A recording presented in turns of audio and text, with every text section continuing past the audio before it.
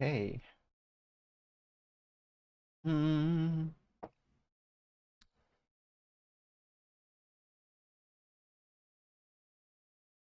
Let it run for a couple more seconds,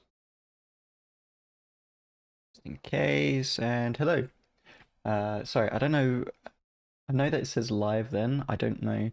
Back in the day, it used to be that you had to wait a couple of seconds. Even though it already said it was live, it wasn't technically live. Um, I think that was even in OBS days. I think what was before OBS though, what I used. I can't remember. Doesn't matter. Um, Today is a pretty hot day in the UK. It's 24 where I am. It's meant to go up to 26 if I remember rightly. Um, which I know for like someone in America probably isn't too hot, but here it's generally considered quite hot.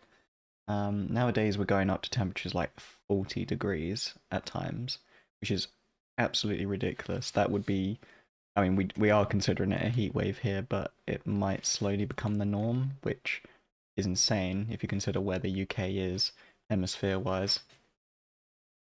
So I'm using these. They're ice packs that you get from HelloFresh, the sponsor of this video. I'm joking. I haven't got a sponsor. Um, but you do get them from HelloFresh when you get them, and they're just packs of ice. It's funny. It says "do not drink," which fair enough, but then is it ice or is it like some long preserving ice, or is it just because it's in plastic and maybe this plastic isn't safe to... Yeah, that's probably it. It's probably not a safe plastic to drink. Um, at this time, actually, they're not recyclable, these packets, so I hope that they are recyclable now. I've had this for about a year, maybe even 2 years now. Um, I just keep putting them back in because they're a massive chunk of ice, and then I wrap them in a cloth like this, and I essentially hug it like this to keep myself cool. Um, of course, you can use fans as well, but I generally don't fancy turning on a fan until about the, I don't know, 28-degree mark, 28 to 30-degree mark, because at that point it's bloody hot and it's justified in using a fan. I feel like beforehand it's like there's probably more efficient means to cool yourself down. Anyway, um, this is a Blender tutorial. Not Blender. Sorry, I've used a lot of programs in my day. Davinci tutorial. So, well, I'm not doing the tutorial though. I'm going through the tutorial, and you can watch along with me. Um, Essentially, what it is that we are. What are we doing? I'm trying to remember what we're actually doing. We're basically learning how to make YouTube videos for the future, and I felt that Davinci Resolve would be the best program for this. So and it seems to be what everyone uses, even big industry people seem to use this. It's free to download, and you get a lot of features for the free version, and I think the paid version's only £300, and you get that for life. It's a bit like FL Studio, I guess, in that sense. You get it forever. Um, even when a new version comes out, they still update this one, so I'm most definitely going to buy it at some point in the future. In fact, at this rate, I might even consider buying it very, very shortly. Um, but yeah, I say I'll buy it very, very shortly. I haven't actually. I think I've come across maybe a couple of features where I'm like, oh, okay, I can't use that feature. Oh well. But I'm trying to find an example. Pretty sure. Remove noise. I'm pretty sure this is a paid for feature.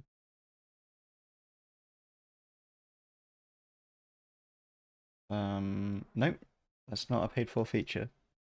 Okay. Uh, yeah, like I said, I can't even think of an example of a feature that it's meant to be paid for that I was meant to use. I don't know. Let's see, custom filter maybe. So any feature, vortex maybe. No. Huh. Um, maybe some features. Anyway, let's get focused on this. So, so far in the previous videos, we've gone through the media tab. So this is where you can essentially go through media, look at it, import it from your storage to here, and you can do a bunch of stuff here. So you can go into the inspector and mess around with the rotation and all of that stuff. Capture, don't worry about the capture. Metadata, mess around with the metadata. It's weird though, you can't seem to, oh, because this is not a media. Can you mess around with the data here? Oh. Is there a reason why I can't edit this media?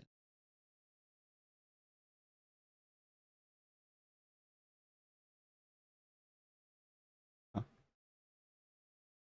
Okay, normally you're meant to be able to mess around with all this metadata, but I can't seem to do it anymore. So I might need to look into that in the future, but I know that you can mess around with the metadata. I might just need to look up how. So much is going on at the same time. Get rid of that. So I know that you can go into the media. There's a way you can mess around the metadata, but I'm not 100% sure right now. And you can affect stuff like transforms and volumes and all of that stuff. Oh yeah, look, here we go. Mess around with some metadata here. I don't know why you can't mess around with this. Oh, this is actually okay. This is details actually on the video itself. But you can mess around with the scene, say what shot it is, say what take it is. You can tick whether or not it's a good take or not. All of that good stuff. Then we have the cut page, so you can actually drag a video from here up to here, drag it onto there, and you can surround with it from here. Move it around. You can drag and drop it right there. You can use Control, Shift, and then the brackets to reduce the size or increase back the size. You can seem to be able to just drag and drop, so I can put it in between there like that. You can do all sorts of stuff like that on the cut page, although the cut page doesn't seem to be that useful unless you want to just do really precise cutting, or if you just want something that's very quick and dirty. That's what the cut page is for, but the edit page is a bit more detailed and precise. You can move around the videos in all the same ways. Uh, you can do like fade ins and fade outs here, and this is also where you can add effects. So you got like effects here where you can add text. So you can add text to that the thing. Generators, binoculars. So I can add binoculars to this video, for example, in order to give a binocular effect where for whatever reason you might want to do that. Blur, mosaic blur, so you can just mess around with all of this kind of stuff. So, oh, that's quite cool. You can do that as like a transition, couldn't you? A lot of videos do that. Zoom blur. It's quite cool. So you got all these different effects here, and now we are on Fusion. So what we've learned in Fusion so far is that, well, some of the stuff I kind of knew beforehand, but you can do Control Space to add a new tool of some kind, or you could just go to the tools here on the Effects tab, and you can go use all these effects. There's lots of different effects that do all sorts of different things. It's not important to know what each individual effect does, it's just important you know that they exist. And you can use them and combine them to make pretty much almost anything, apparently. Yes, you've got like mirrors here. So you can drag in a mirrors effect.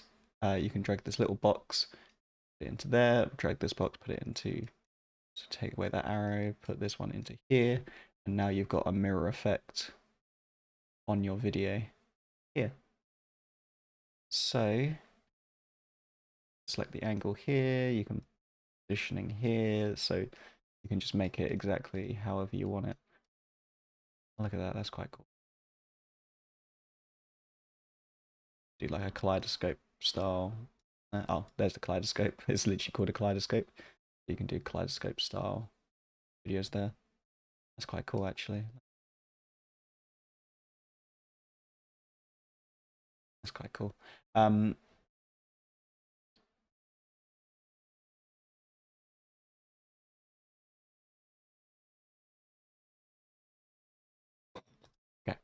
So you can do that, and we know that there are multiple different types of nodes, or we can name them as different types.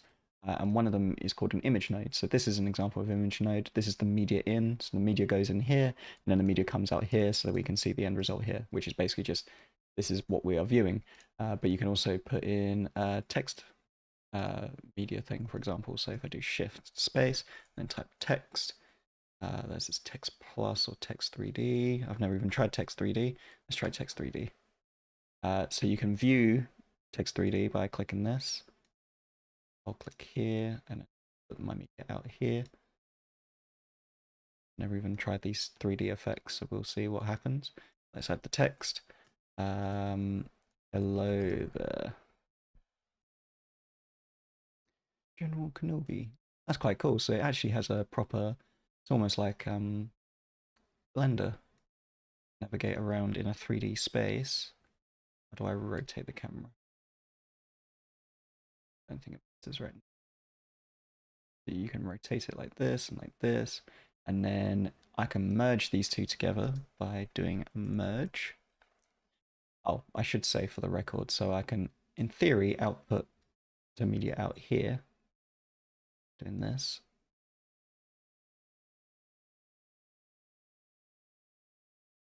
Okay, I don't think I can do that then. But actually, that might not be an image node.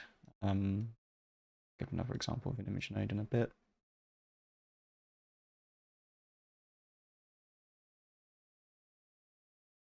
Hmm. Okay, let's do an example that I do know, which is text plus. Maybe we'll learn about 3D in a tutorial. So can add the merge. So let's add the merge. Got text going in like that. We've got media going in like that. There you go. They're two things together. And then in the merge, we can see the result of that. Why the media is in black and white now. Or maybe because merge, let's say in black and white. I don't know. But we can add the text. Hello there. Okay, nothing is working. What's going on?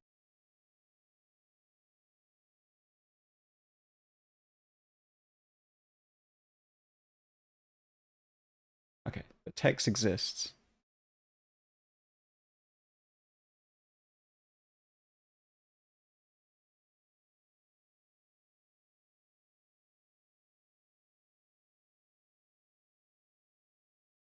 Why isn't it? Oh, is it because no? Hmm.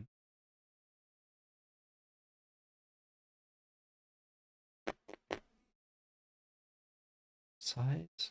Okay, the text shows there.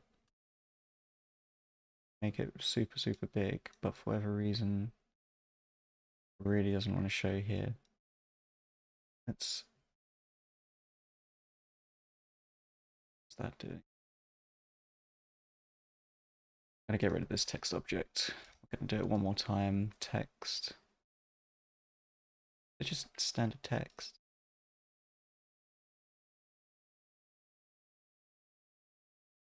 Okay, for some reason that last one wasn't working, but this one is. So there you go. You can add your text there, and then you can anchor it to something, justify it, justify. I don't know what justify does, and then you can space out the text. You can do all sorts of stuff here. So I could, for example, hello like that. Start here, and then if I want to space it out over time, and then maybe, I actually don't know, can I make it fade away? Let's see. So we can go spacing here. So let's put a I don't know what you call it, keyframe there, and then we're gonna go to 20, let's say, space it out like this over time, and then it should, over the course of the thing, space out like that. That's quite cool. And then we want to also make it fade. Fade. For a fade. Oh, of course not. It's gonna be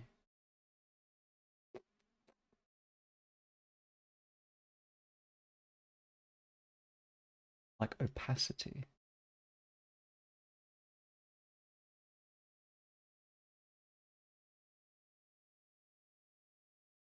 Shading. Opacity. There you go. So you can also over time. Let's just make it go to there, and by the end it's going to go opacity like that. So there you go, and then it fades away. So that is an example of what you can do with Fusion. I think it just takes a bit of experimentation and a bit of curiosity and learning. I think a lot of the knowledge that I've had there was from my knowledge of um, using Unreal Engine and knowledge of Photoshop as well. Uh, just there was things there like stuff like opacity and stuff like the spacing and knowing these keyframe things. It's just one of those things that you learn along the way. Um, so I think that that is now more understandable.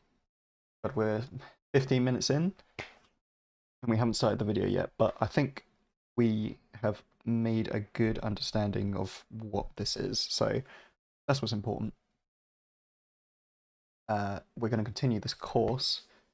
We are watching this course, so it is Introduction to Davinci Resolve, full course for beginners 2024, and it's by Cassie Ferris. This tutorial is brilliant, and apparently he has a course on Fusion, which if you watch this video, he explains it all, but he does a course on Fusion that is probably worth watching. I don't know if it costs a bunch of money, I don't know, but maybe at some point if I want to learn a bit more about Fusion, or like some foundations about Fusion, then it might be quite useful to go to that course. But overall, for me at least, I think it's good to just know the basics, and this is what this tutorial is all about, this course is all about. We've been doing it for a while now, and we're almost at the 2 hour mark, so that's almost the halfway mark. That being said, I'm trying to think what I was going to say. So we're about the halfway mark. We've been doing a lot more experimentation, so that's what we generally do on these videos. And yeah, that's what we're doing. So we're going to be watching this video. I'm going to have the video on the other side because I don't want this video to be focused on the video. If you want to watch the video, then go watch the video. Really, you're just watching me learn about it. It's really for my own sake more than anything.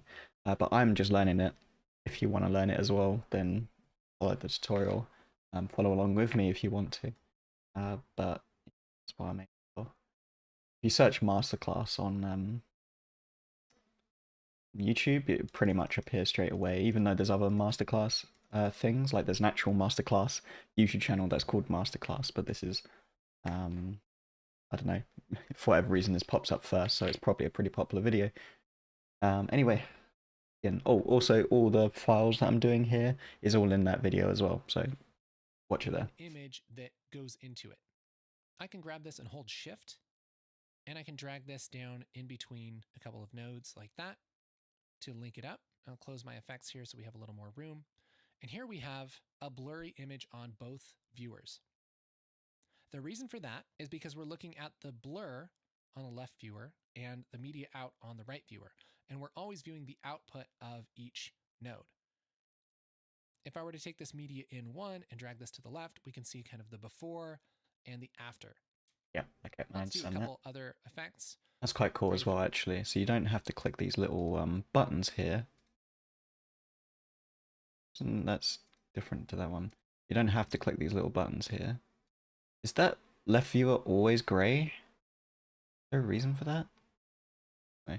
But you can drag apparently merge like that, so you can drag them in as well. Is there a reason why it's grey? Is that just to tell me that this is before?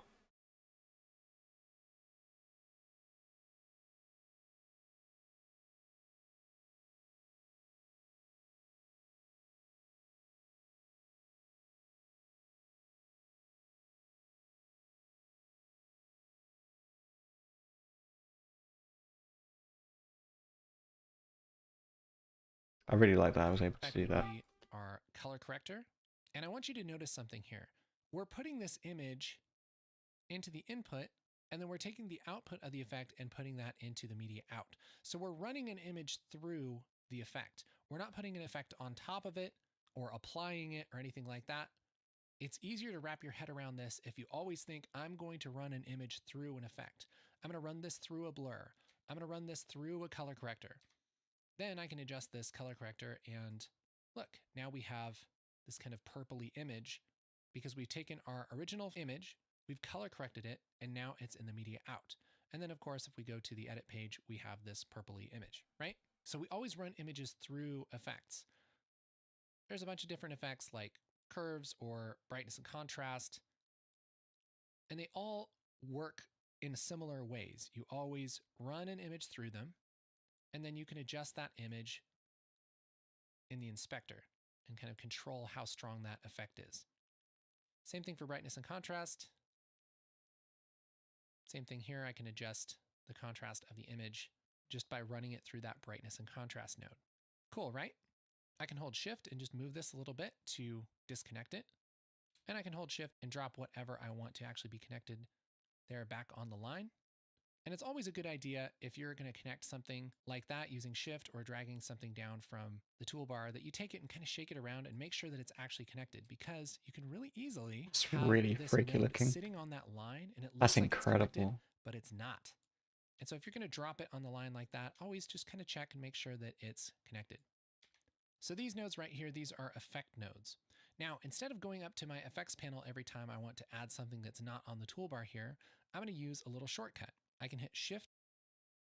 I need to find out why this is always in black and white. It's really bothering me. Davinci for fusion.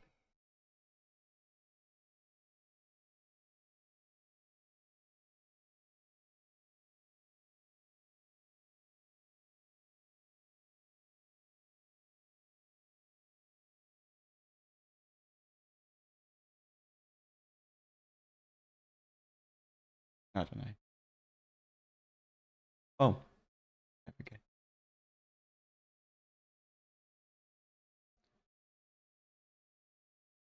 So you can. Oh, that's fascinating. Wait a minute. Red. That thing right there. That person's visible. Do red. Oh, okay. I thought he went invisible, but he didn't. Color. So you can see that's a before and that's an after, and that is truly incredible. How good you can make that look. How different you can make it look. And really make things pop. I mean, I'm not saying this is a good image. I don't know how to do color stuff, but And hit spacebar, and that's going to bring up my select tool panel. And I can type any node that I want. I'm going to type UND, that's shorthand for underlay, and then hit add, and that's going to add my underlay. Okay. Same thing, I'm going to resize this, double click off of it, and hold Alt and click here and hit F2 to rename it. And we'll call this effect nodes. And we'll make this a color. Let's just make it teal. Yeah, that's nice. So far we have image nodes and a double click off of it, shorthand for underlay, and then hit add, and that's going to add my underlay. Okay. Same thing, I'm going to resize this, double click off of it, and hold Alt and click here and hit F2 to rename it. We'll call this effect nodes. And we'll make this a color. Let's just make it teal. Yeah, that's nice. So far we have image nodes and effect nodes. And if this is making sense so far, that's really good. A you color. make Let's effect just make it nodes. teal. Oh, Yeah, that's nice. So far we have image nodes and effect nodes. And if this is making sense so far, that's really great. But here's the thing. When we were talking about compositing, we were talking about combining different images together, which I feel like a lot of people are used to doing with layers. So if you have some kind of layer-based compositing program or photo editing program, or even here on the edit page, we can take multiple different layers and put them on top of each other, right? But in Fusion, you might hunt around and quickly find that there is no layers panel. There's no way to stack things like that. There's no way to put an image over another image in any of these panels. So what the heck do we do? Just take this blur off here for a minute. How are we supposed to put fog over this shot, or, put a moon in the background, or whatever we're going to do, if we can't actually combine images together? Well, that's where our next type of node comes in, and that It's the is merge a node. merge node. There we go.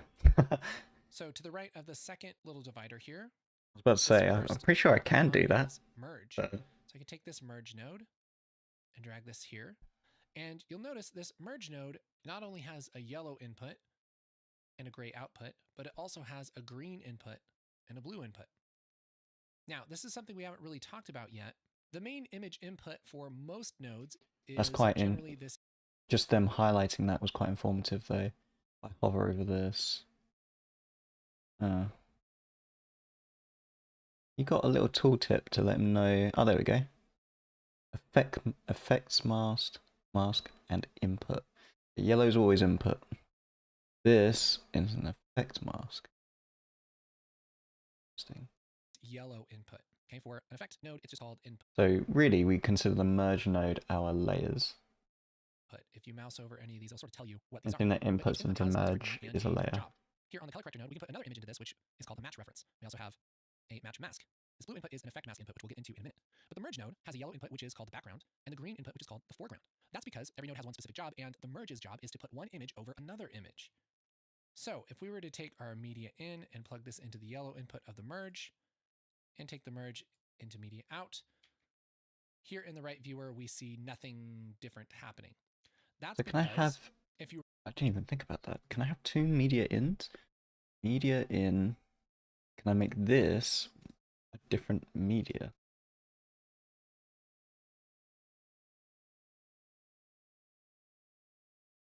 In theory.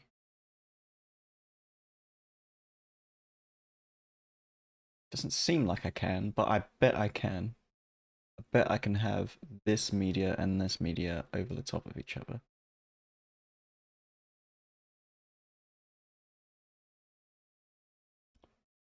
Just trying to think. Think. How would I do this? How would I get two media ins? There's definitely a clip panel of some kind. Clips.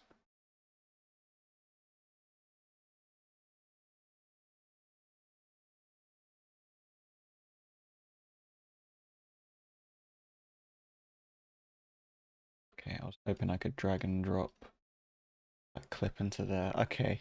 I can't think of it right now, but I bet there's a way. If you were to read this flowchart, we have media in, which is take this image from the timeline and then go into the merge. The merge has one job, put the foreground over the background. There is no foreground, so we're just going to see the background, and then we put that into media out one. And so now we have the background. But if we want to put something over it, like a layer on top of it, like let's say we want to put some text over it, we can grab a text node, which again is an image node, and we'll call this... All of these are different tools, just like these are all tools. Probably the more important tools. I wish the tooltip would appear quicker. Oh, there is tooltips just under here. I always like when they do that. Animated system, color curves, hue color curves, blur, merge, and then there's multi-merge. This is a bigger merge. Foreground, effects mask, and background, just like usual. What's this? Channel booleans.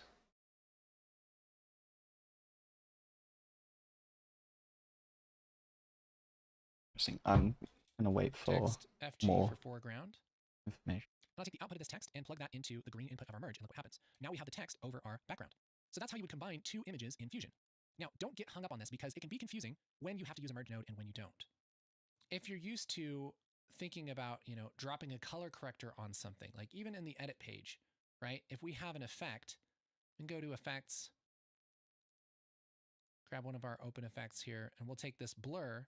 We physically take this blur and drag it on top of our footage, And that's how we add that blur. So we're dropping it on top, right? But that's why I was saying we should always think about running something through an effect, because you're never going to put an effect on top of something.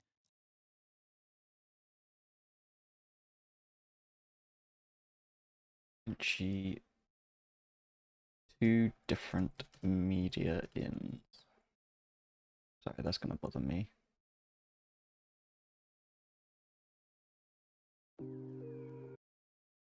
Now is the foreground, and our first video is now the back to the node area. We need to make sure that we go to media and existing video.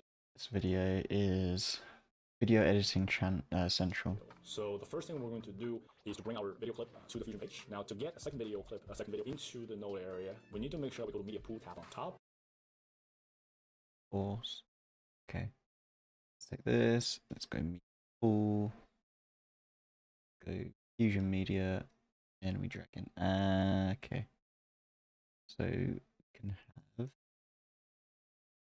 keep that. Remove this.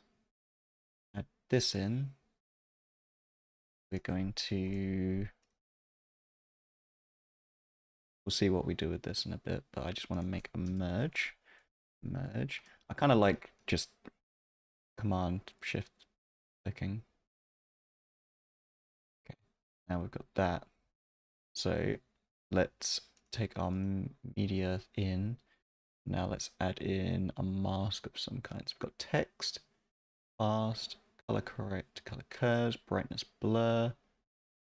Yeah, these masks. Okay, that's just a mask. Mask paint. So that's invert. There we go. Let's just do a duration. Increase the size of this brush. And I'm not saying I'm making this a good edit, but I'm just using it for demonstration purposes. Look at that.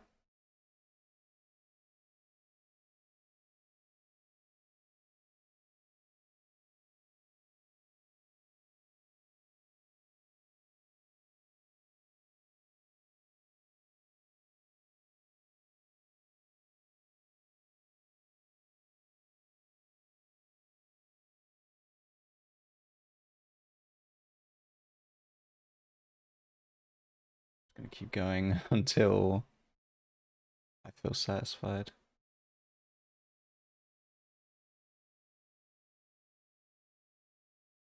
Probably until the bikes go on the other end. I don't know why I'm doing it like this. I wonder if you can make a... I don't know what you call it actually, but there's like a type of mask where you can just focus it on the subject and the AI does the rest. That might be an advanced feature though.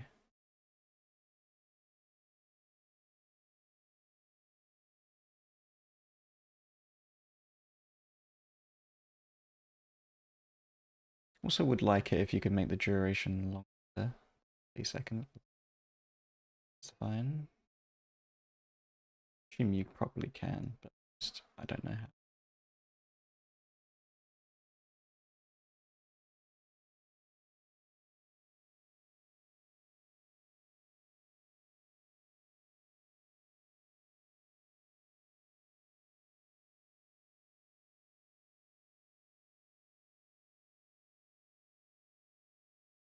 Okay. And then we are going to do a transform. Transform. Transform.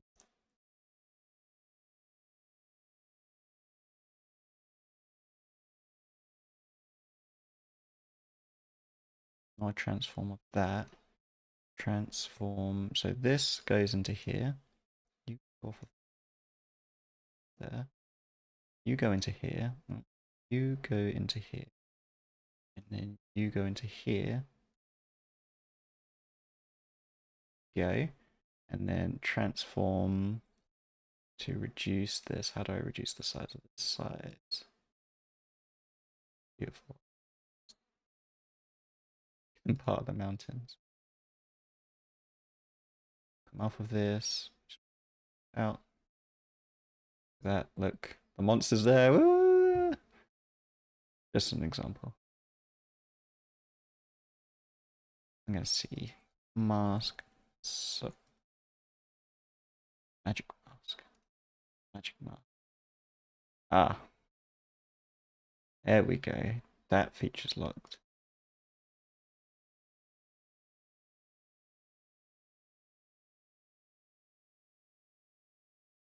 Magic mask. Davinci Resolve.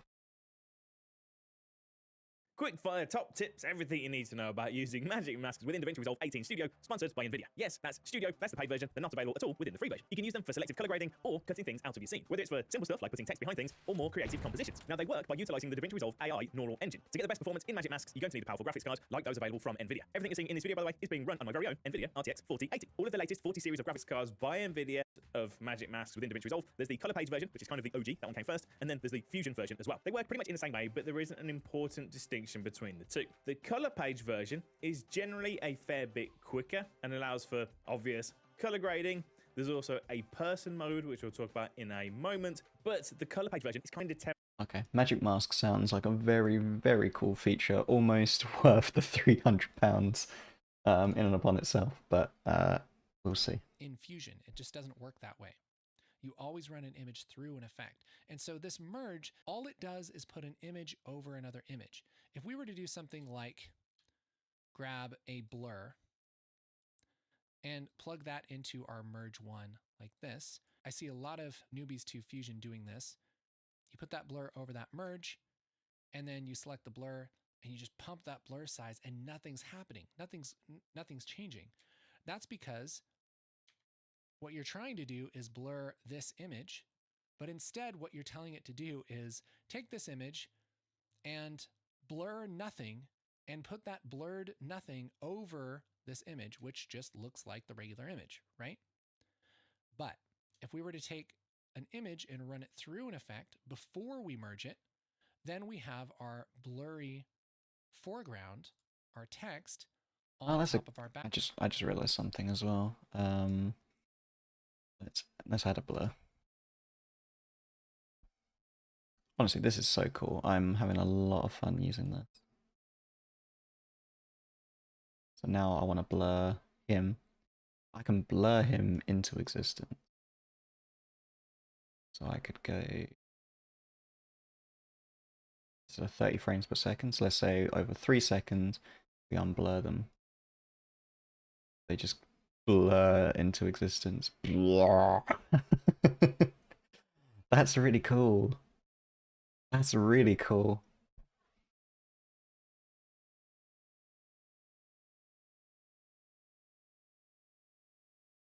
I feel like this is such a simple program. I'm not even kidding. Like it's actually incredible how simple they've made video editing. Not that it's easy to understand. I'm not saying I don't think I can make anything with this, but I do think there's a lot of options.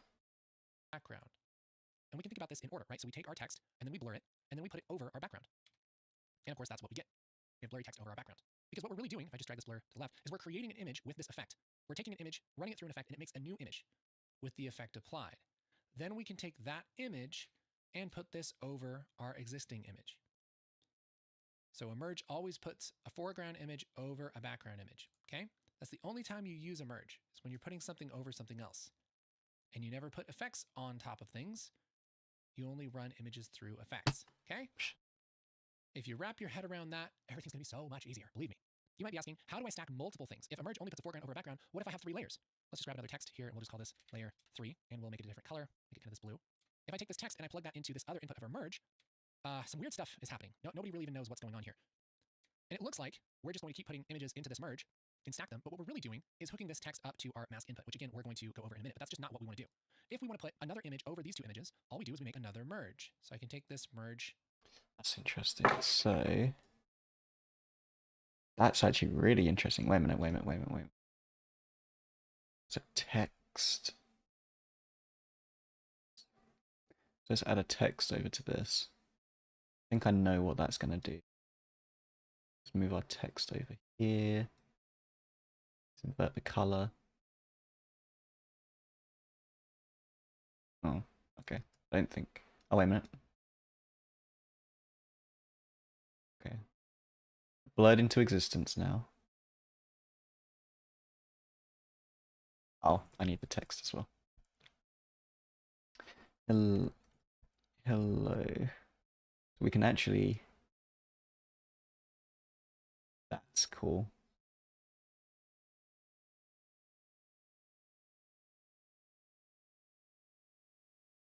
Let's apply that same blur. Let's unhook that blur. Let's unhook this blur. Put this one onto there. Let's put this one here. Bum, bum, bum. And then this one here to here. To bam. To bam. Now.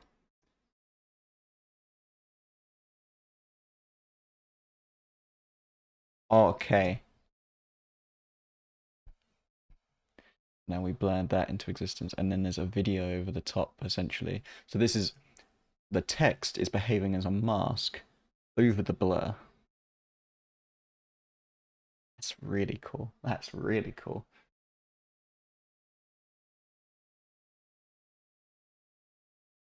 And put this here in the flow, and then take the output of our text and put that there. And so now we have layer 1, which is the background of the merge, layer 2, which is the foreground of this merge.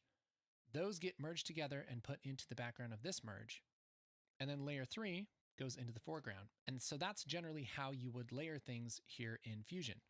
And really the best way to think about this is your layers kind of stack from left to right.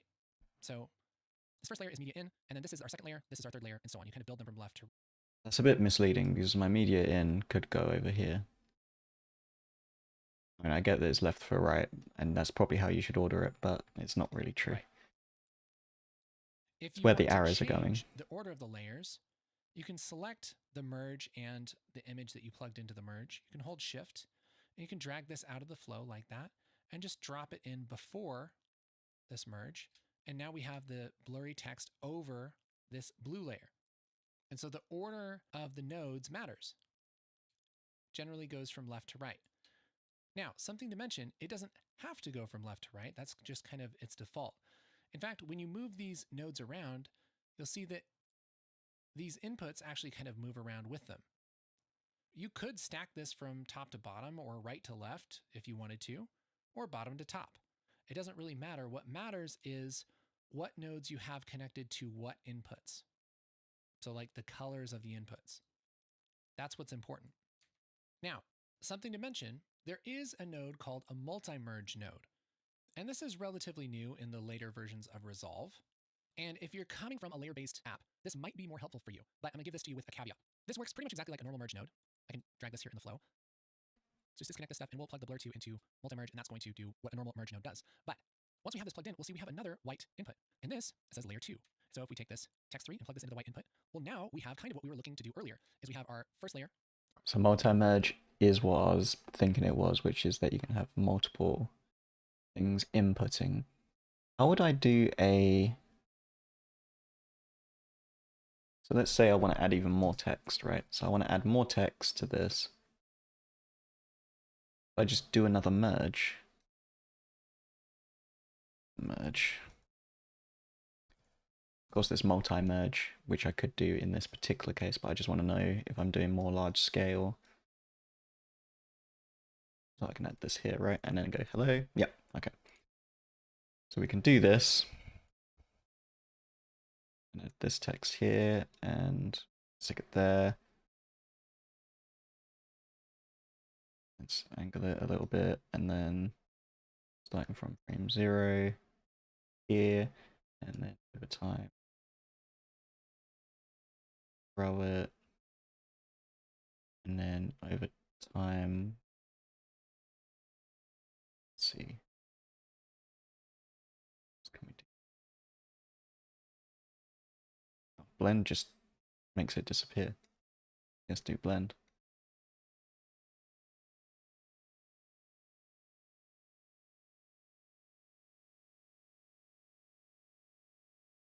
It disappear.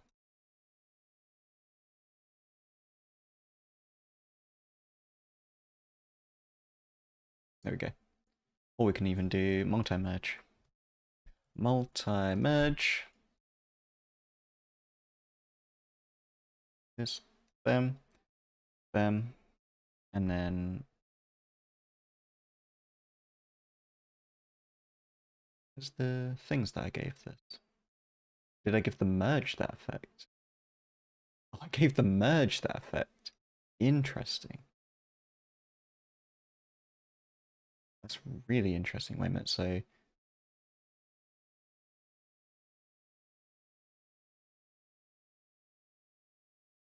need to be careful of that. Perspective. Okay, we already know that one. Third shading opacity. So we could do. That's interesting though. So let's have just have another text node.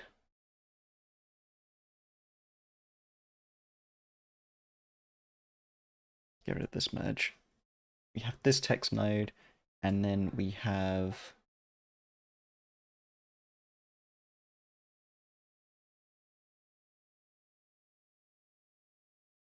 no, I want something that isn't just a text node. I really want to know what this text 3D does. I want to know how this works. Let's attach it to here and just see what happens. Can't just attach it to there.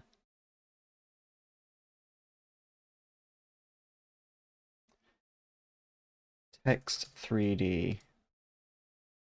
Davinci Resolve. How to make, then you need to connect them to each other like this, and then you need to Render a 3D. Okay, that's there, that's there. Okay. For whatever reason, I get why, but for whatever reason you need to really... Okay, let's take a look at this. Understand.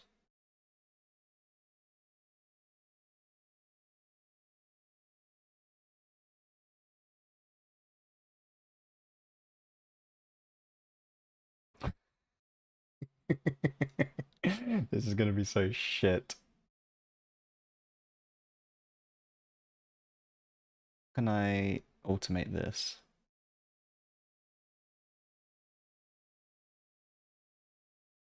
Is there a way to do that?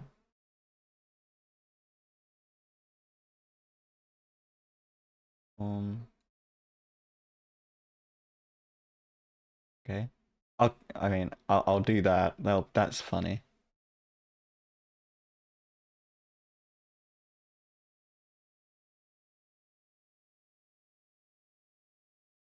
Let's automate that.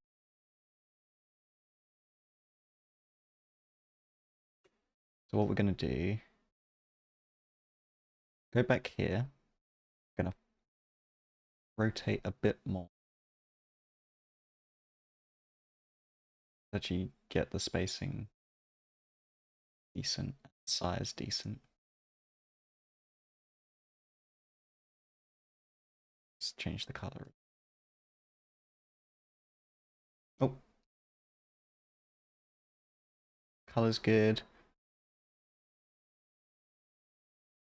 I just want to automate this. That's really all I want to learn. As soon as I learn how to automate that, I'm golden.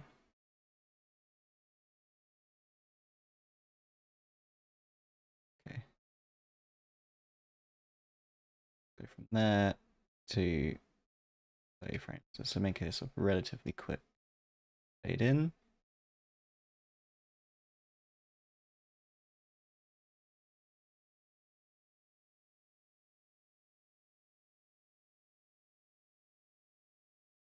Let's go here. Let's start the spacing like that. And over time,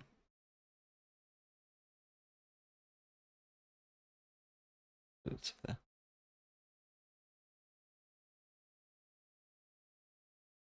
Is there a way of applying an ease in and ease out to the text as we do that? God, we are going way off kilter now, but I want to know. Add ease in to keyframes. Davinci.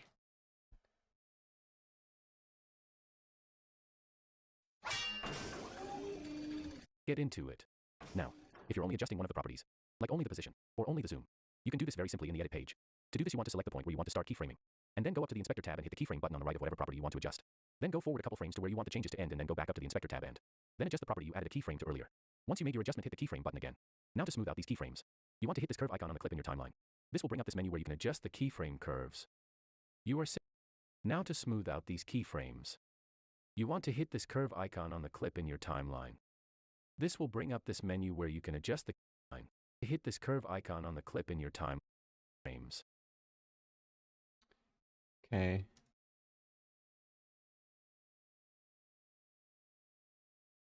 Let's just see what this rest of this is. You want to hit this curve icon on the clip in your timeline. This will bring up this menu where you can adjust the keyframe curves. You are simply going to want to highlight all the keyframes you want to adjust, and then hit this icon with the keyframe curve in it. And there you go. That's how you can smooth out key. Okay. How do I? Does that look like keyframe? No, that's not keyframe stuff. Oh, do I just remove the keyframe? No. Okay.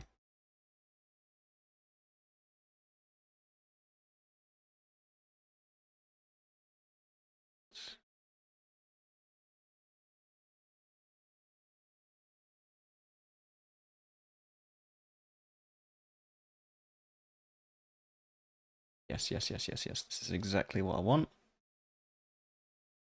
Character opacity, character spacing. I think that's what we want. Like this. One of these. Reverse, set loop, ping pong, set relative. Go keyframe markers, shape box. Just select.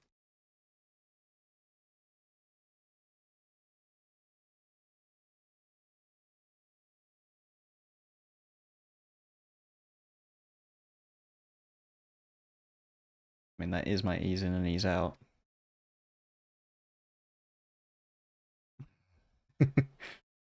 uh,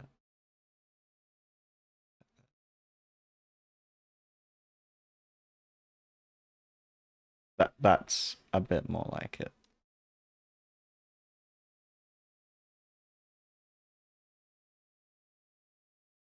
Maybe even a bit more aggressive.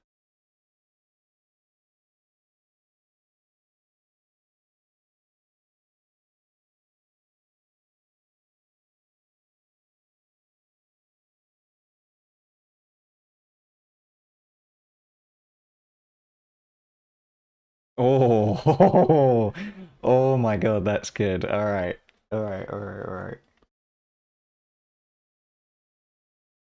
Sorry, that was exciting. Right, what is this? Spline. That's the spline menu. How did I get there? Edit. Oh, I right clicked on this, didn't I? And then edit the keyframe. Right. Let's go. This is fucking confusing at this point.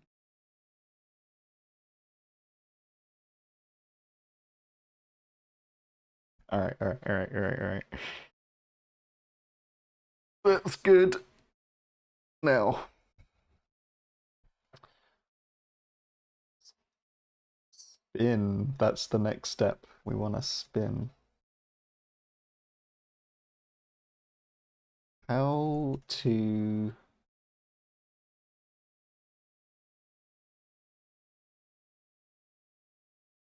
keyframe text 3D.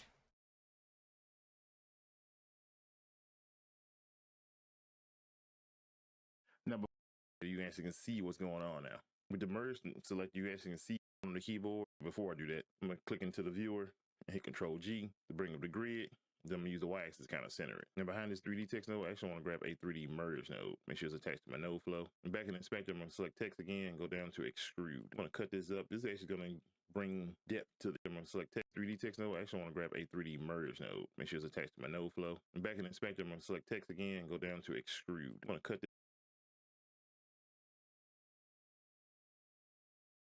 Is that within the 3D merge node? Of the grid, then I'm gonna use the y-axis to kind of center it. Now behind this 3D text node, I actually want to grab a 3D merge node. Make sure it's attached to my node flow. And back in the inspector, I'm gonna select text again, go down. extrude.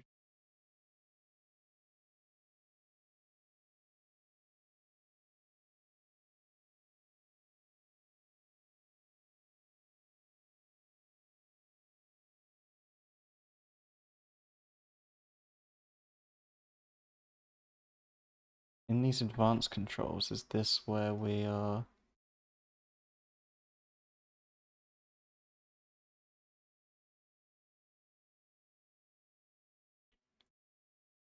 Oh, To we'll get there. extrude. I'm going to cut this up. This is actually going to bring depth to the actual 3D text. I'm going to select the merge 3D. I'm going to hit 1 on the keyboard. By clicking in the mouse and right clicking, you can actually move around the 3D space. And go back to this 3D.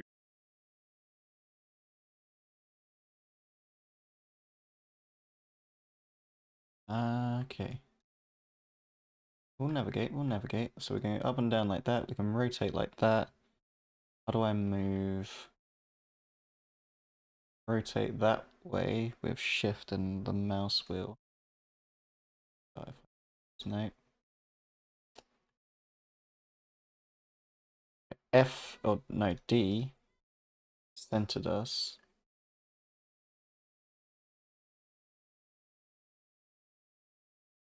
Decenter us. That's quite good. Okay. We got our text there. 3D node, and we need a light to actually be able to view this. I'm going to do my render 3D, and I'm going to select lighting and shadows.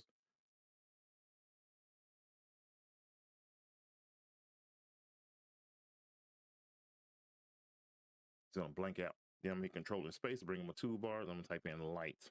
Get different lights Light. in here available. We're going to go with the directional light.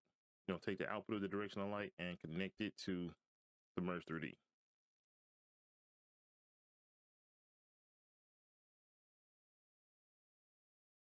Merge 3D. Merge 3D.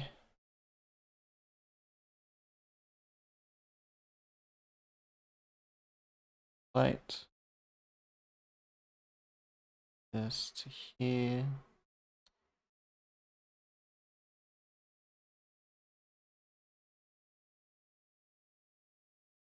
Definitely merge 3D that connects to this.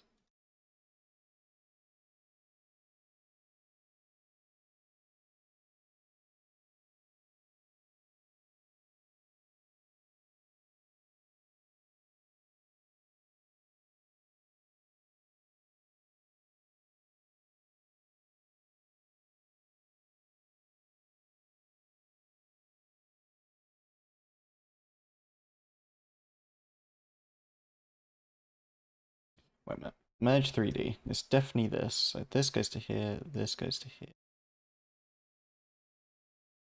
And now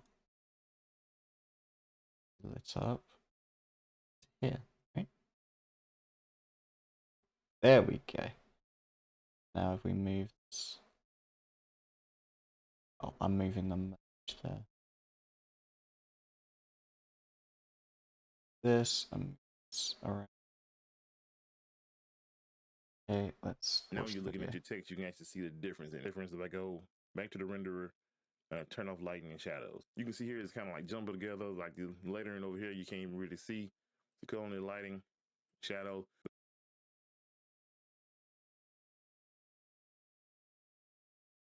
Okay, so I can add a bit of lighting and shadow like that. Directional. Oh, it's doing. Don't know what that's doing. Let's see if we can rotate this.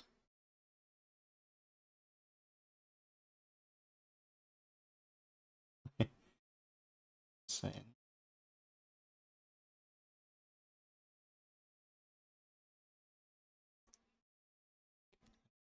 That's the key.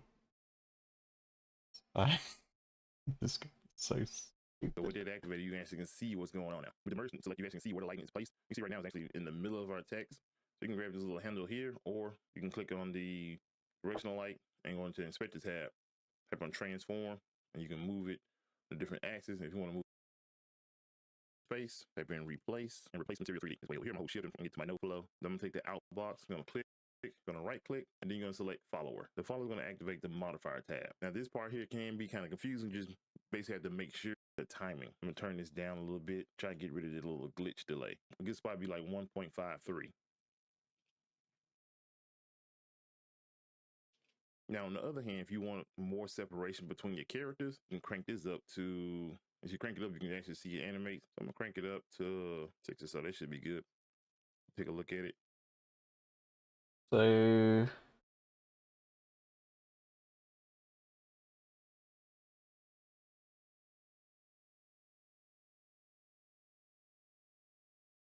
just type for a quick follow.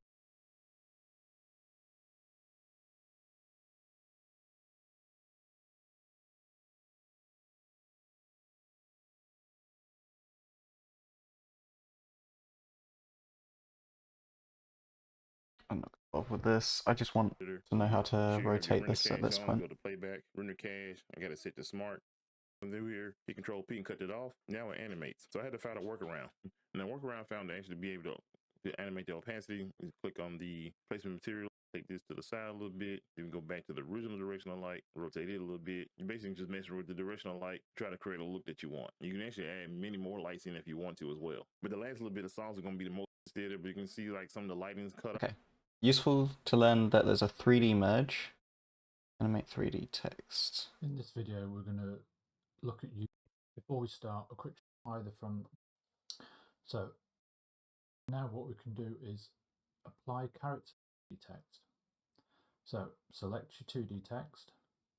You're in your modifiers tab. And what we're going to do is animate backwards. So you need to decide where you want your text to be in its final position. And you need to bring your playhead to that keyframe. So I'm going to say 2 seconds, which for me is 60 frames. At frame 60, you're going to click in the text tab of the modifiers, click the animate button, right click here to animate character level styling is what all this says. Or it's very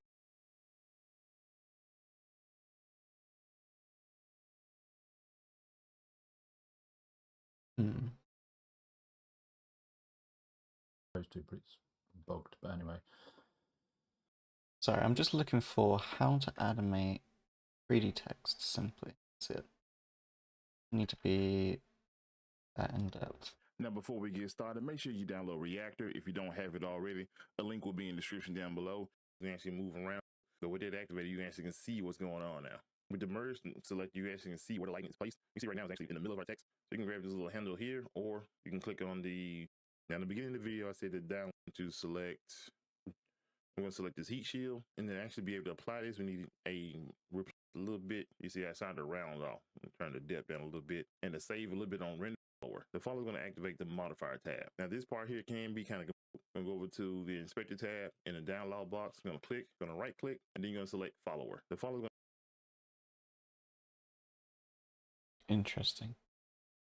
You can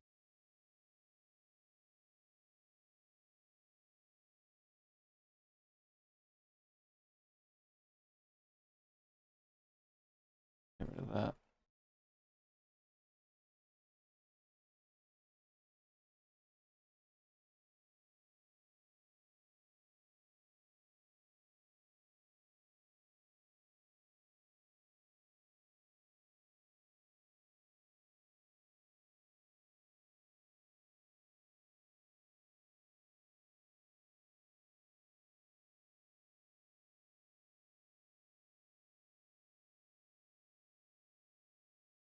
So if you do that to any of them,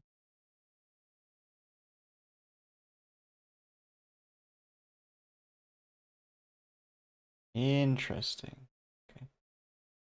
Don't want that. The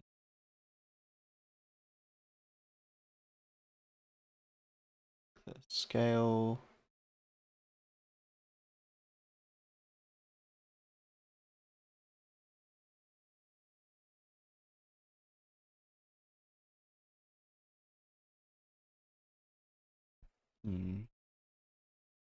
to activate the modifier tab. Now this part here can be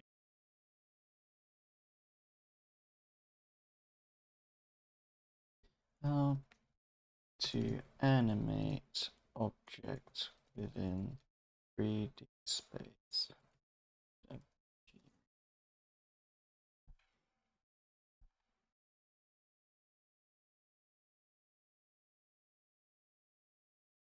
internet.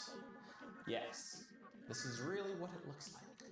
We're going to start here in Davinci Resolve on the edit page. I'm going to here, and a big difference between a merge 3D node and a normal merge node when you're working in 2D is that in 2D, a merge node just has a background layer and a foreground layer, and you can control how those interact in the settings. But in Merge 3D, each instance of a Merge 3D node is its own complete 3D workspace, and you can apply, if we preview that Merge 3D, you are only seeing one at first, but remember, all these image planes have the same settings. So right now, all 4 of these layers are taking up over,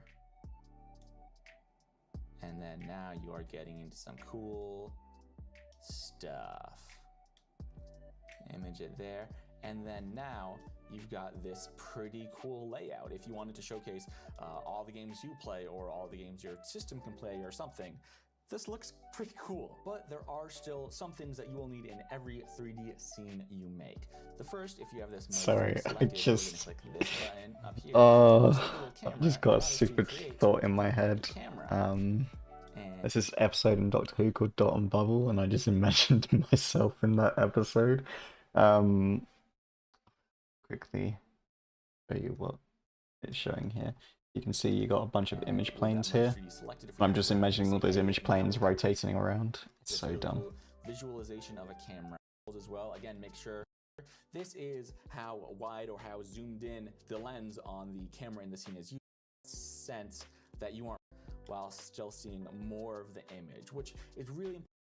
And with that camera selected in the inspector, you have some custom controls. One thing I like to do almost every time is come down to this focal length in millimeter. This is how wide or how zoomed in the lens on the camera in the scene is using.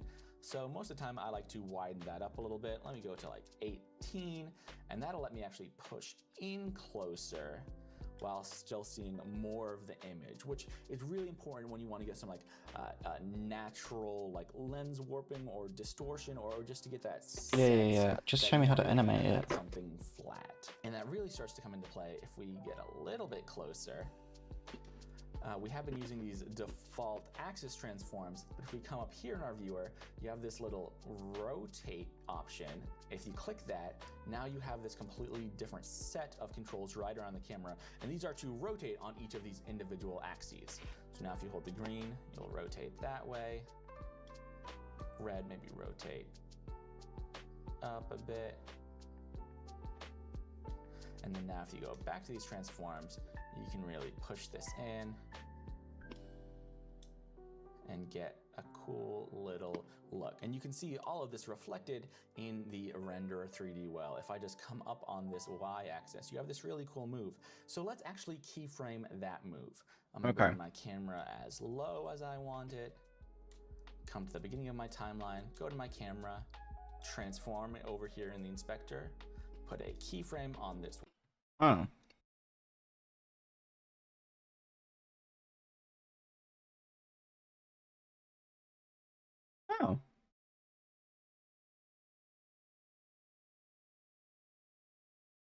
Oh. Okay.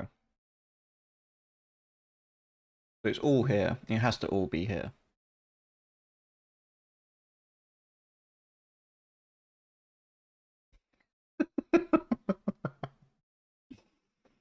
No. No. I don't want each individual letter to rotate. I want the whole thing.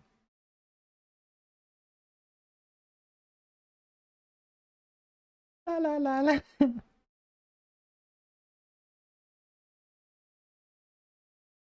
Fuck it. Yeah, we're gonna do some stupid stuff now.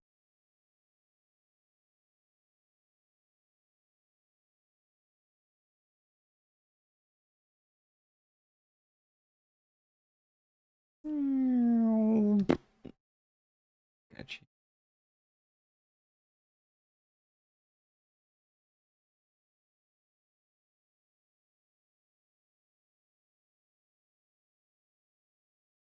How do you rotate it like just normally? Oh, here we go. Here we go. Okay.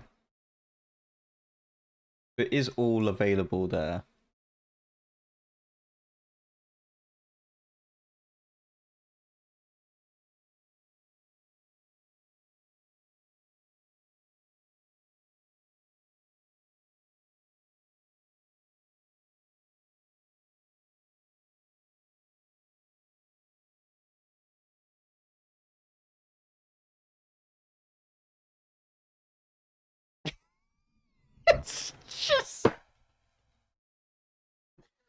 Oh shit. It's just fucking. Oh my god. It's gonna be so cheap looking. Hello, hello, hello. Okay. And then just fuck it, we might as well now.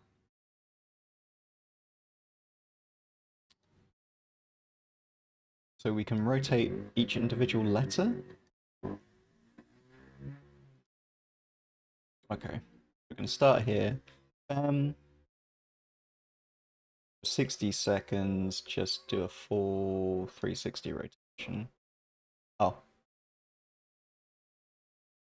Yeah, yeah, yeah. Oh. Okay. What's 360 times by 2? 720.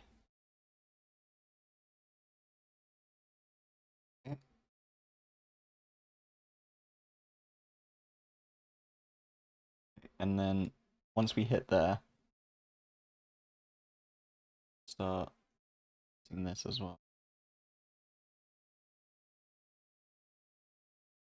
Full rotation. As that does a full rotation, we'll do a full letters.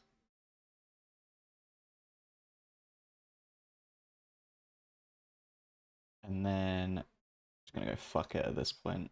Just animate everything. Look at it, it's so. Then we're just gonna go fuck it.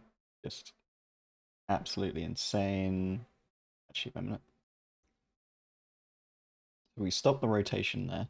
We're gonna start here, and then as we go further along, it's be utter chaos. It's just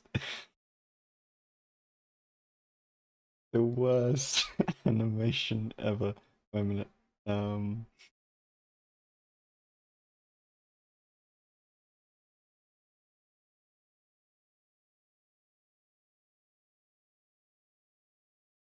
Go do this as well.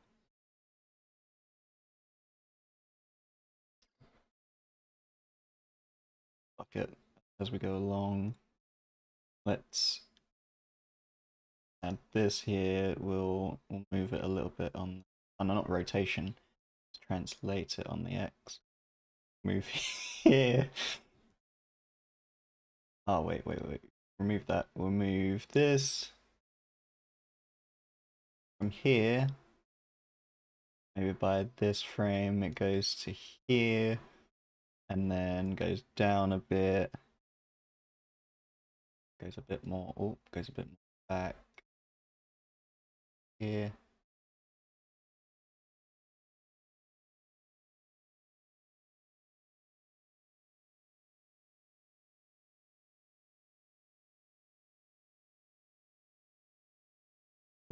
It's just don't even know. I don't even know anymore.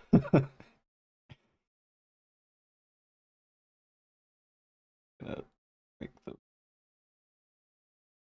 fuck off.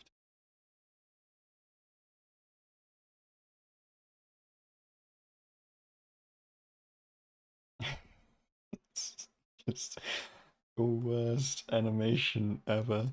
There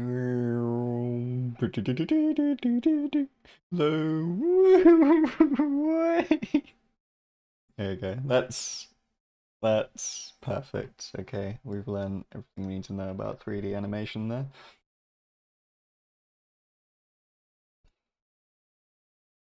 Our background, then we have layer 1, then we have the next layer, and then we have the next layer. In fact, if we select this multi-merge, we can see a list of our layers, and we can select each layer, and we can adjust properties of the layer, and we can drag the order around in the layers, right? So if you're really into layers, this is a good way to use layers within Fusion. And you can connect as many layers as you want to this multi-merge. Here's the caveat, here's the warning that I would give you about that. Let's say we have a whole bunch of text nodes and we connect these all to a multi-merge, you can see where things start to get a little bit crazy because they're kind of spider webbing out of this multi-merge. And I mean, you could totally put these in a stack like this to kind of hint to yourself what is the top layer and what's the bottom layer. And that might be a good way to do it. But check this out. If you move the layers around in the layer list like this isn't accurate anymore.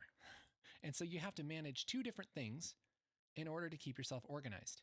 And this is kind of a problem because one of the major benefits of nodes is being able to look at a node chart and understand exactly what's happening without having to select something and go into a layer list and look at all of the hidden properties that might be there, right?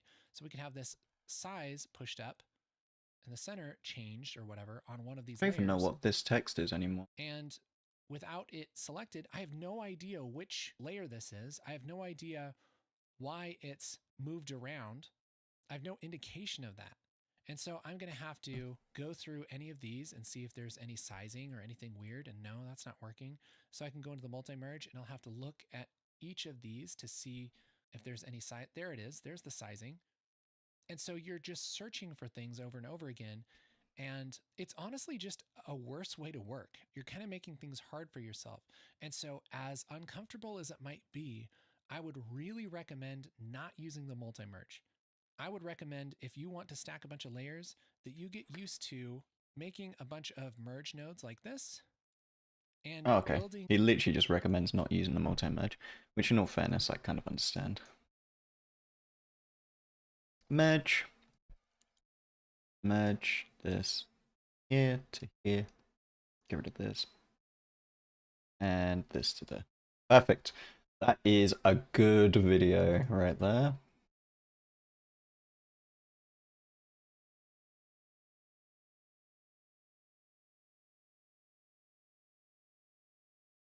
Your layer stack essentially from left to right like this, because then you can see the images that are connected and the exact order in which they're connected, and it's all laid out here on the nodes and you can tell from a glance.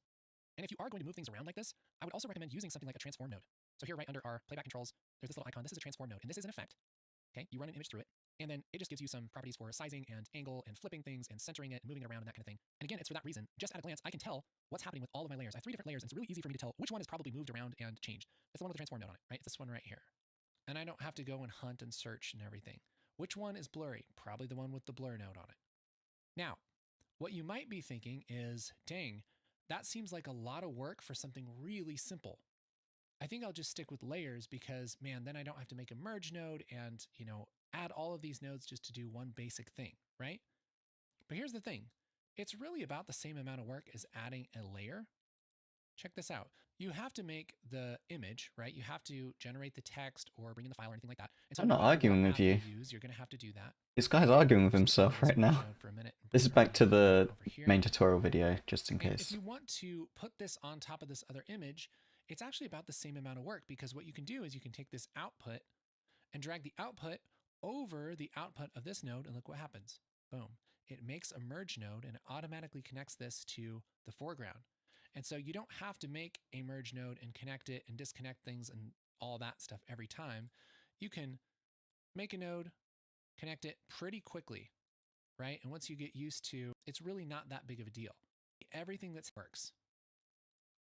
Let's take this merge node and we'll put an underlay here.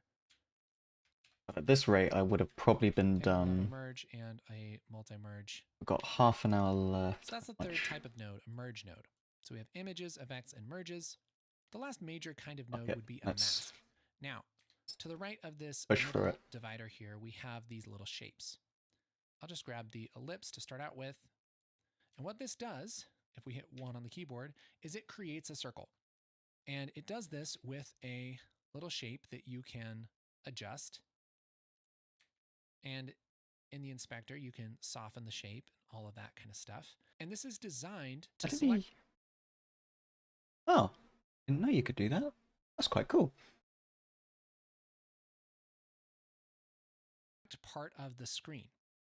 And if you connect this to a mask input in any node, you're essentially telling whatever that node's job is to only happen inside of the mask. So let's say we were going to run this image through a color corrector and make it purple here. What we could do is connect our mask to the blue input of this color corrector, and look what happens. It's only going to do that color correction inside of this mask. And so you can limit where the node does its job by telling it to do it inside of the mask. You could also select the mask and go over here and hit invert and have it only do it outside of the mask. And there are a few different kinds of masks. There's the ellipse mask. There is a rectangle mask, which works in a similar way. I think mask tone being much more important. We also have a polygon mask, which lets you draw on the screen, kind of like the pen tool. You can make your own shape. And we also have a B-spline, which is sort of similar to the polygon, but it kind of rounds out the shape. So you can't have harsh corners. You can only have these kind of soft corners like this. And so this is great for more organic shapes and if you want kind of softer, rounder shapes. But regardless of how you draw the shape, these all work the same way. They're designed to be connected to the blue input of any node that you want to limit. Let's bring this over here, make an underlay. These are mask nodes. And so I know Fusion might seem really overwhelming with all of these nodes, but really, again, there's only 4 different kinds of nodes that you really need to know. There's image nodes, there's effect nodes, merges, and masks. And these are the big categories. And so we can use these categories and combine these together in different ways to adjust our images and make movie magic, make visual effects, make animations, make motion graphics. All of this stuff is really cool, and we use nodes to do it. So now that we have a good idea of how nodes work in Fusion, let's actually make something, right? Just kind of make this a little bigger so that we can see. And we're going to make this a nighttime shot and add some fog. The first thing I'm going to do is a little bit of color management. Oh, that's a different clip. Just as Okay. basic as it gets when it comes to compositing. In the upper right-hand corner here, can I just quickly export this particular animation bit?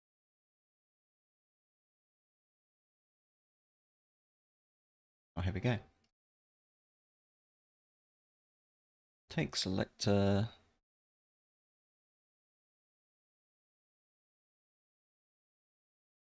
I know there's quick export here. 6 seconds. If I was to highlight this. Okay. Let's delete this briefly. Put this here.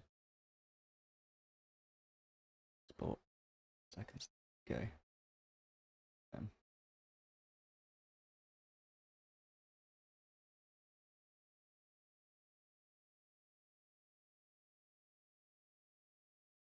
there's this little lattice, and where it says LUT here, I can go down and I can pick a LUT to view this footage with.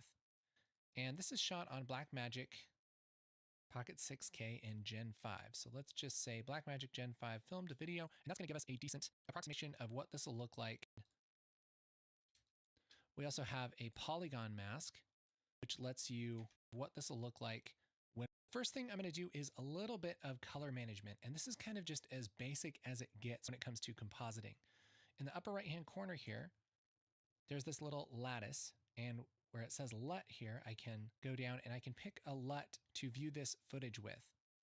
And this is shot on Blackmagic Pocket 6K in Gen 5. So let's just say Blackmagic Gen 5 filmed a video, and that's going to give us a decent approximation of what this will look like when we do some color grading on it. So this is obviously too bright and everything, so let's do something like take a color corrector and we'll just drag this in here. And this is stuff we can do a little bit on the color page, but let's at least just take some of this down a little bit to make this a little bit more of a nighttime shot. And I'll also cool this off, take down some of the saturation, and we'll just do a little bit more kind of darkness here. Something like that. That's looking more nighttimey. And then let's just look at this and say, okay, what needs some work? Well, this sky is pretty bright. So again, this might be stuff that we can do in the color page, but just to practice a little bit of fusion here, we can take something like the color curves. And I'm just going to look at the sky. And I'll uncheck alpha here and just take this down a little bit. Something like that. Maybe even push a little bit of blue into this. Take out some of the red. Take blue. Something like that. Maybe even push a little bit of blue into this. Take out some of the red. Take out some of the green just to give us this kind of bluish sky. And then we're going to mask this color with a mask. So let's just connect this polygon here.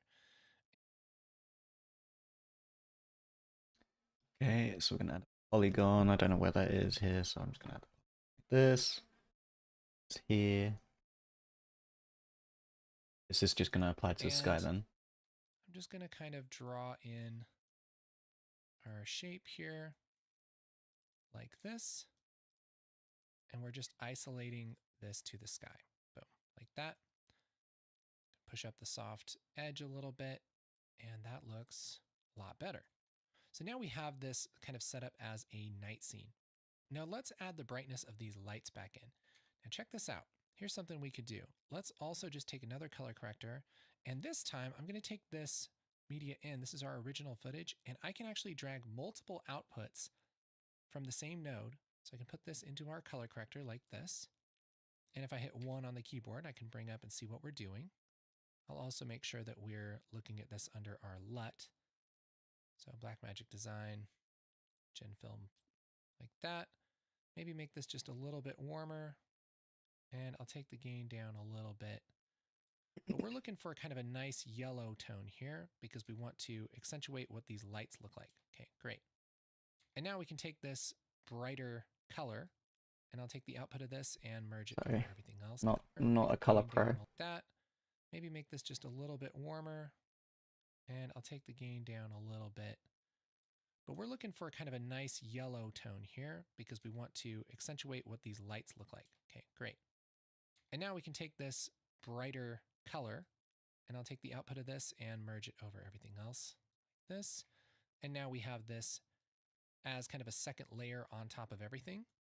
But we can isolate this with a polygon. And we'll just draw a little shape around here like that. Feather that out, and you see what we're doing here?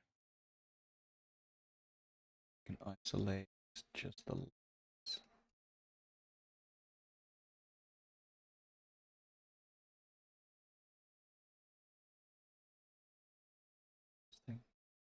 Can I make a second polygon, or do I? See that? Let's do the same thing over here. I'm just going to grab another polygon and just plug it right into this polygon mask. So we can do double mask by just adding another polygon. So that one. So we've got 2 polygons.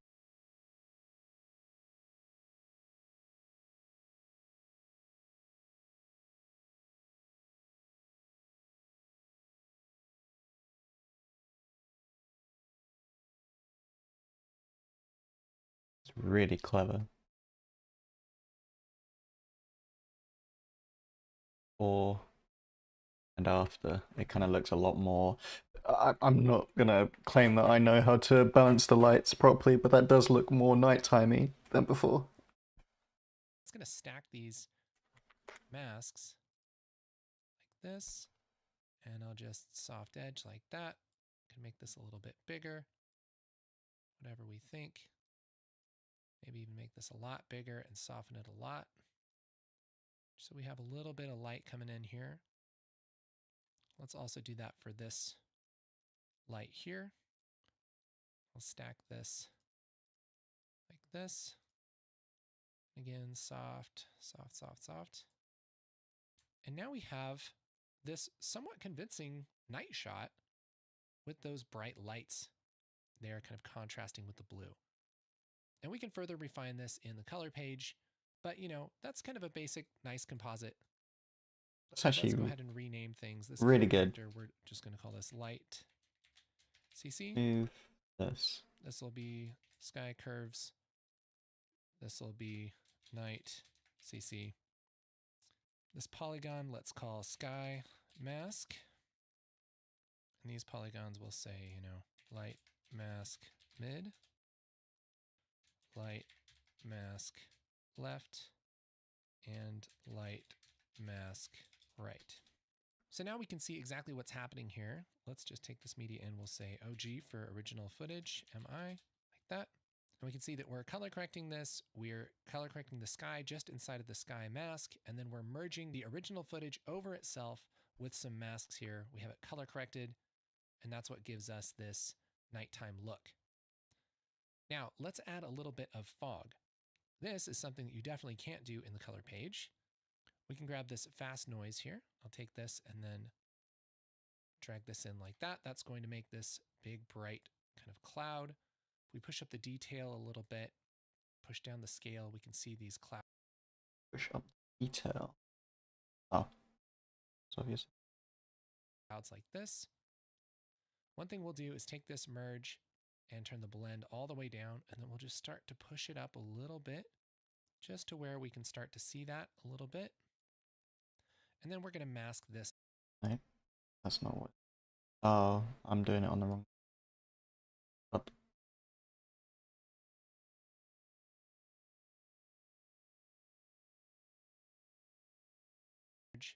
And turn the blend all the way down, and then we'll just start to push it up a little bit, just to where we can start to see that a little bit. And then we're going to mask this also. So we'll just take this polygon and we'll mask this just along the ground, mostly over here on the left where it's kind of farther away from camera. We'll soften that a little bit. And we'll have this fog just end up right here inside of this mask. And one thing I'm going to do with this fog is under merge here, I'm just going to take this subtractive additive all the way down to subtractive. And that's just going to make this blend in just a little. Subtractive additive all the way down to subtractive. And that's just going to make this blend in just a little bit nicer. I'm going to take the detail down, just like this, subtract. And one thing I'm going to do with this fog is under merge here, I'm just going to take this subtractive additive all the way down to subtractive. And that's just going to make this blend in just a little bit nicer. I'm going to take the detail down just a little, kind of adjust this so we have a little bit more realistic looking fog here. Also take the blend down just a touch. The other thing I'll do with this fast noise is push up the seethe rate a little bit, and that's going to... Can't remember. Blend. Don't worry about angle, please.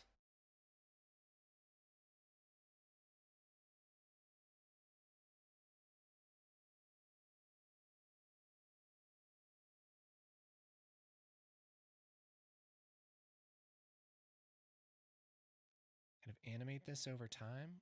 Maybe not a little bit. Touch.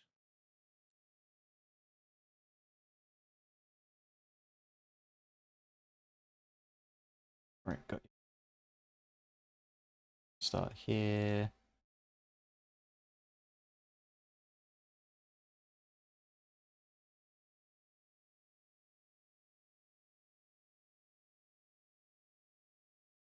I mean, that's way too active. The other thing I'll do with this fast noise is push up the seethe rate a little bit, and that's going to kind of animate this over time. Maybe not quite that much. Just want a little bit. Oh, turn up the seethe rate in general.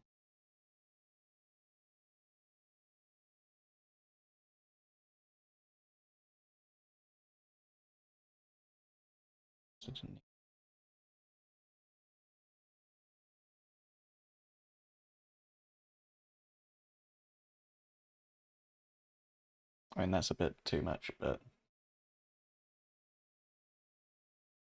something. That's quite cool, though. Take the contrast down a touch.